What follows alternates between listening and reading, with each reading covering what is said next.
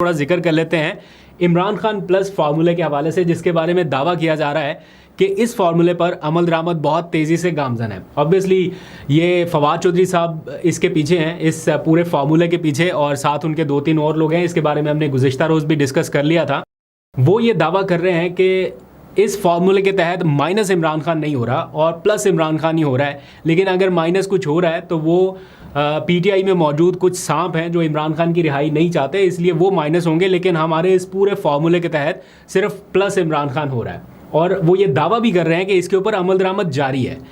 PTI की जो मौजूदा लीडरशिप है वो ये समझते हैं कि ये जो साबिक 2-3 ओहदेदारान उठे और इन्होंने ये अटैम्प्ट शुरू कर दी, ये पीटीआई की मौजूदा लीडरशिप प्लस इमरान खान, शाह महमूद कुरैशी, इनकी एफर्ट्स को डिसक्रेडिट करने के मुतरादिफ है। कुछ लोगों से हमारी बात हुई, वो कह रहे हैं कि ये एफर्ट्स कॉन्ट्रोवर्शियल करने के मुतरादिफ हैं शाह महमूद कुरैशी की इतनी देर की जो एक एफर्ट है उसको, और कुछ गलत फहमियाँ पैदा करने की कोशिश हो सकती है। बहरहाल ये तो जब चीज़ें सामने आ जाएंगी तो पता चल जाएगा।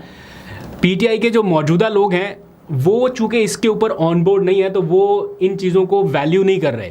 हालांकि अभी थोड़ी देर पहले अपडेट ये आई कि शायद सलमान अकरम राजा ने भी शाह महमूद कुरैशी से जाके मुलाकात की है। आई एम नॉट श्योर 100% कि ये मुलाकात हो गई है नहीं, क्योंकि व्लॉग के दौरान वेरीफाई करने का टाइम भी बहुत कम मिला। लेकिन अभी थोड़ी देर पहले मैं देख रहा था सोशल मीडिया पर आ रहा है कि सलमान अकरम राजा की भी मुलाकात हुई है। एक बात तो तय है कि अगर इन पूरी एफर्ट्स के दौरान पीटीआई की मौजूदा लीडरशिप में से किसी को एतमाद में ना लिया गया तो इन एफर्ट्स का कोई फ़ायदा नहीं है। ये एफर्ट्स अच्छी हैं कि इमरान खान की रिहाई होनी चाहिए, क्योंकि बहुत सारे लोग समझते हैं कि कन्फ्रंटेशन के ज़रिए, लॉन्ग मार्च के ज़रिए, एजिटेशन के ज़रिए शायद अब मुमकिन ना हो, तो बातचीत का रास्ता निकालना चाहिए। जब हुकूमत भी फ्लेक्सिबल है तो इन चीज़ों को वैल्यू करना चाहिए।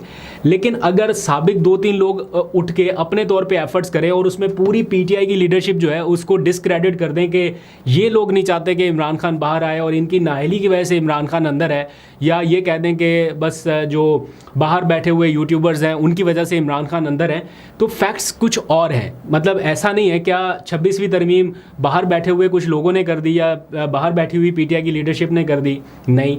ये मौजूदा जो निज़ाम है इस टाइम, क्या ये बैरिस्टर गौहर साहब की जानिब से इम्प्लीमेंट कराया गया है या सलमान अकरम राजा ने ये सारा कुछ इम्प्लीमेंट कराया, ये भी तस्लीम करें ना। ठीक है, एक जगह मौजूदा पीटीआई लीडरशिप की कहीं ना कहीं कमी कोताही है, इसको तो पीटीआई की जो क्लास है वो भी समझती है, वर्कर्स भी समझते हैं।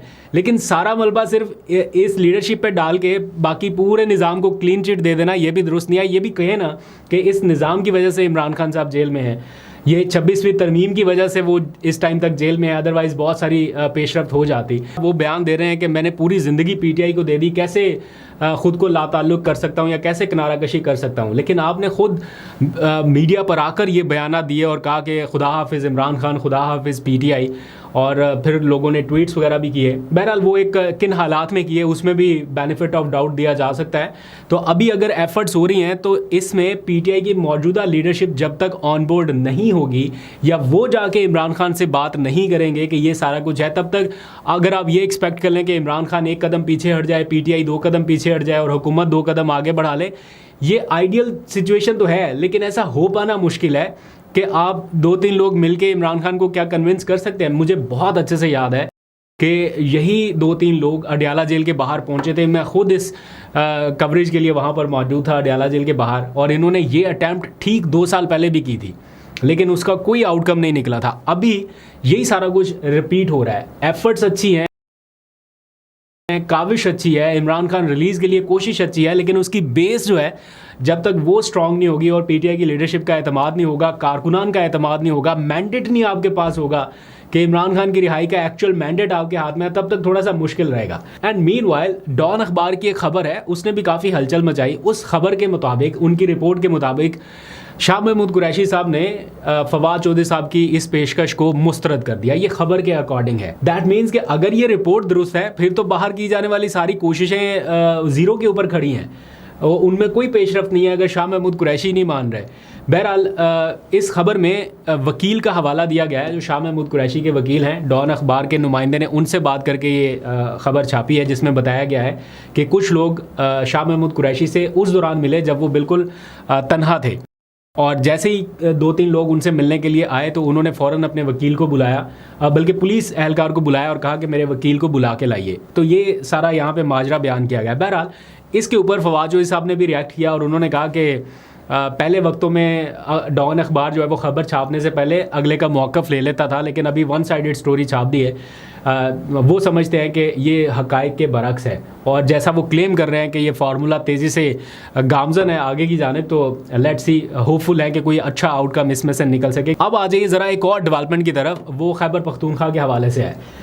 जनाब इख्तियार वली खान साहब ने कल एक प्रेस कॉन्फ्रेंस की। ये वज़ीर आज़म के कोऑर्डिनेटर हैं और खैबर पख्तूनख्वा में मुस्लिम लीग नून को रिप्रेजेंट करते हैं। इन्होंने कल एक प्रेस कॉन्फ्रेंस की और उस प्रेस कॉन्फ्रेंस में सुहेल आफरीदी की कुछ वीडियोज़ लगा के ये बताया गया कि सुहेल आफरीदी 9 मई के वाक़यात में मुलव्वस हैं। इसके जवाब में सुहेल आफरीदी की टीम और PTI के सोशल मीडिया ने वो वीडियोज़ अनएडिटेड लगा के दिखाना शुरू कर दी कि ये वीडियो सुहेल आफरीदी के खुद अपने ट्विटर हैंडल पर मौजूद हैं और ये वीडियोस ज़मान पार्क पर जब पुलिस का ऑपरेशन हो रहा था ये उस वाक़े की हैं, ना कि कोर कमांडर हाउस की या 9 मई के वाक़यात की।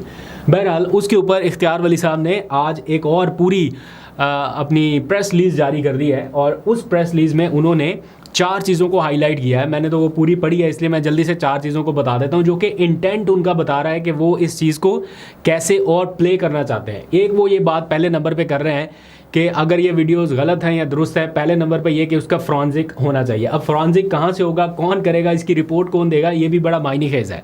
दूसरी, वो कह रहे हैं कि वीडियो यहाँ की है या वहाँ की है, एक चीज़ साबित हो रही है कि पुरतशद्दुद कार्रवाइयों में मुलव्वस हैं और वो क्या कहते हैं, वो एक टर्म यूज़ करते हैं, बलवाइयों की तरह वो कर रहे हैं, अटैक कर रहे हैं, ये उन्होंने नैरेटिव अपनाया। तीसरी चीज़ उन्होंने लिखी कि ये सारे एविडेंस जो हैं ये इनकी नाअहली के लिए काफ़ी हैं। दैट मीन्स कि वो इस्टेब्लिश कर रहे हैं कि अनकरीब या आगे चल के नाअहली हो सकती है। अब इसको आप लिंक करें मुनीब फारूक के उस बयान से जिसमें वो कह रहे हैं कि KP को रगड़ा लग सकता है, झटका लग सकता है, वो किसी नाअहली की सूरत में भी लग सकता है। दैट मीन्स कि चीज़ें इस्टेब्लिश इस तरह से हो रही हैं। इस सारे माहौल में जब कह रहे हैं कि चीज़ों को कूल डाउन किया जाए, काम डाउन किया जाए, और वो भी एक ऐसे सूबे के वज़ीर आला के लिए जिसके पास पूरा मैंडेट है, 3/4 का है, कोई 2/3 का भी नहीं, 3/4 का मैंडेट है। फिर वो कह रहे हैं कि अब जाके उनको याद आया कि ये सुहेल आफरीदी साहब के ऊपर करप्शन के भी इल्ज़ामात हैं, इन्होंने अपने वजारत में बड़ी करप्शन की है अली अमीन गंडापुर के दौर में, तो ये पूरा एक चार्जशीट अपनी तरफ से उन्होंने बना के पेश कर दिया। दूसरी जानिब वो ये भी दावा कर रहे हैं कि सुहेल आफरीदी साहब की कोर कमांडर से मुलाकातें जारी हैं, एक नहीं कई मुलाकातें जारी हैं, एक एलानिया है, कुछ खुफिया भी है, तो इस तरह के दावे भी वो कर रहे हैं। यानी एक तरफ वो इतने इल्ज़ामात लगा रहे हैं, दूसरी तरफ वो इतनी हाई प्रोफाइल मीटिंग्स का हवाला भी दे रहे हैं जो आपस में चीज़ों को निगेट कर रहा है। एनी हाउ, इसके ऊपर हुआ क्या कि सुहेल आफरीदी की जो टीम है उन्होंने कल तो ट्वीट्स के ज़रिए आके बताना शुरू किया कि इख्तियार वली साहब एक कोऑर्डिनेटर हैं और इससे ज़्यादा कुछ नहीं, इसलिए उनकी कही हुई बातों की कोई हैसियत या कोई वैल्यू नहीं है। दूसरी तरफ आज उन्होंने एक प्रेस कॉन्फ्रेंस की और हमने देखा कि पहले वो बैरिस्टर सैफ होते थे, वो एक छोटा सा मुख्तसर सा बयान जारी कर देते थे, पीछे PTI का फ्लैग है और अपने ही ऑफिस से बयान जारी कर देते थे। अब ये हुआ कि एक पूरी प्रॉपर प्रेस कॉन्फ्रेंस की गई और KPK का जो डायरेक्टरेट है, यानी पूरा मीडिया का जो विंग है इंफॉर्मेशन और कम्युनिकेशन का, उसको इस्तेमाल किया गया और वहाँ से बैठ के एक पूरी प्रेस कॉन्फ्रेंस की गई। वो कह रहे हैं लोग कि वो रिवायती मीडिया के ऊपर उस तरह से ब्रॉडकास्ट नहीं की गई, लेकिन सोशल मीडिया के ऊपर तो वो है। उस प्रेस कॉन्फ्रेंस में एक तो इन सारे चीज़ों का जवाब दिया गया है और साथ ही उन्होंने ये ऑफ़र किया, बल्कि ये ऐलान कर दिया है KP हुकूमत ने कि वो 9 मई वाक़यात के ऊपर जुडिशल कमीशन जो है वो बनाने का फ़ैसला करते हैं या ऐलान करते हैं और इसकी बहुत जल्द काबीना से मंजूरी लेके तो मामलात को आगे बढ़ाया जाएगा। तो इंक्वायरी कराई जाए कि ये वाक़यात कैसे हुए खैबर पख्तूनख्वा की हद तक, या वो रेडियो पाकिस्तान का जो मामला था, तो उन्होंने वो ऐलान कर दिया। अब देखते हैं काबीना कब इसकी मंजूरी देगी, लेकिन ऐसा लग रहा है कि पैनिक बटन जो है वो क्रिएट हुआ है दोनों साइड से और दोनों साइड्स एक दूसरे के ऊपर वो कर रही हैं। KP गवर्नमेंट के लोगों का ये कहना कि इख्तियार वली एक महज कोऑर्डिनेटर हैं और उनके कहे हुए बयान की कोई हैसियत नहीं है, ये उनका सियासी बयान हो सकता है या वो ऐसा दावा कर सकते हैं। लेकिन इन हालात में चूँकि मैं इन चीज़ों को बहुत करीब से देख रहा हूँ, कवर कर रहा हूँ, तो मुझे ये अंदाज़ा है कि इख्तियार वली साहब अपने तौर पे ऐसा स्टेटमेंट नहीं दे सकते जबकि उनका वज़ीर आज़म ये कह रहा हो कि हम साथ चलने के लिए तैयार हैं। प्राइम मिनिस्टर ये पेशकश कर रहे हो कि हम साथ चलते हैं, वफाक ताउन करने के लिए तैयार हैं। मीनवाइल उनके कोऑर्डिनेटर जो हैं वो उठ के उनकी नाअहली के लिए कह रहे हैं। तो जब तक पुश्तपनाही नहीं होगी या बैकएंड पे चीज़ें चल नहीं रही हैं, तब तक ऐसे बयान नहीं दिए जाते। तो बहरहाल देखते हैं कि ये मामला कहाँ तक जाता है।